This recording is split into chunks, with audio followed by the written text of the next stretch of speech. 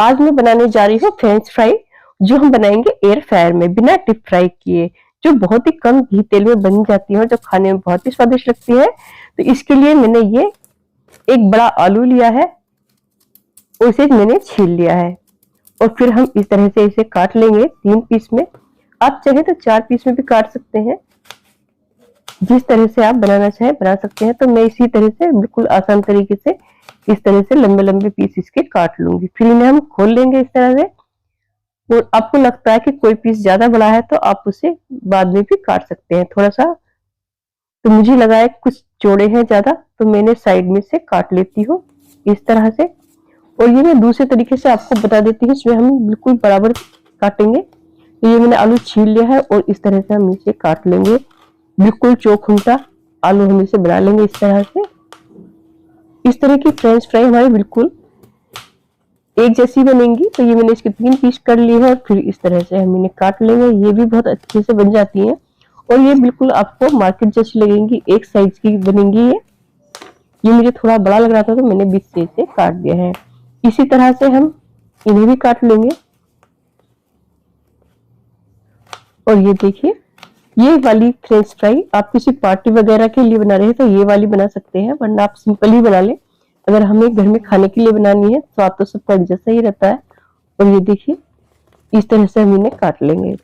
अब हम इन्हें धो लेंगे अच्छे से। 2-3 बार मैंने पानी में डाल के इन्हें अच्छे से धो लिया है, ताकि जो भी इनका स्टार्च है वो निकल जाए। ये स्टार्च निकल गया है। अब मैंने एक कॉटन का कपड़ा बिछाया इस तरह से, उस पे इन्हें मैंने डाल लिया है, अच्छे से फैला लिया है। और अब हम इनके एक टॉवल में और डाल लेती हूँ, नैपकिन, और इसे अच्छे से रगड़ के हम पूछ लेंगे, जो भी इनमें पानी है, गीलापन है, वो निकल जाए। तो ये देखिए, ये अच्छे से सूख गई है। अब मैंने फिर से एक बाउल में कर लूंगी। मैंने बाउल में कर लिया है। नमक वगैरह कुछ लगाना नहीं है, आप चाहे तो लगा सकते हैं। बस 1 चम्मच हमें इसमें कुकिंग ऑयल डाल देना है और इन्हें अच्छे से मिला देना है। बस इतना काम हमें इसका करना है। अब हम लेंगे अपना एयर फ्रायर और उसे हमने ये 185 डिग्री पर 20 मिनट के लिए सेट कर लिया है। या आप फ्रेंच फ्राई वाला जो ऑप्शन होता है उसी को सेट कर ले, और उसमें हमने ये फैला दी है फ्रेंच फ्राई और हमने इसे रख दिया है। जैसे ही अच्छे से ये बास्केट इसमें सेट होगी तो ये अपना आप ही ओपन हो जाएगा, क्योंकि टाइम तो हमने पहले ही सेट कर लिया है। आप चाहे तो इसे बाद में भी सेट कर सकते हैं। और इसे चलने देते हैं। 10 मिनट के बाद हमने इसे बास्केट को फिर से निकाला है और इन्हें थोड़ा हम हिला लेंगे ताकि हमारी ये अच्छे से पक जाए। और मैं इसे फिर से इसमें लगा देती हूँ और ये लगाने के बाद फिर से अपने आप ही चल पड़ा है।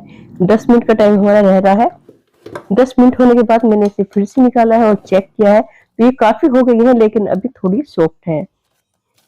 तो हमें बिल्कुल कुरकुरी वाली चाहिए फ्रेंच फ्राई, तो हम 10 मिनट के लिए इसे और लगा देते हैं। जो हमारी फ्रोजन होती है वो तो 20 मिनट में हो जाती है, लेकिन ये हमने आलू से ताजी बनाई है तो ये हमारी लगभग 30 मिनट में हो जाएंगी। और ये देखिए, अब ये हो गई है। और इस तरह से घर पर ही हमारी रेडीमेड जैसी फ्रेंच फ्राई बनकर रेस्टोरेंट जैसी तैयार हो गई है, जो खाने में बहुत ही स्वादिष्ट है और बनाने में बहुत ही आसान। तो ये वीडियो आपको कैसी लगी? अगर पसंद आई हो तो प्लीज लाइक कर दीजिएगा। चैनल पर नया है तो चैनल को सब्सक्राइब कर दीजिएगा। मिलते हैं किसी दूसरी वीडियो में देखने। Thank you.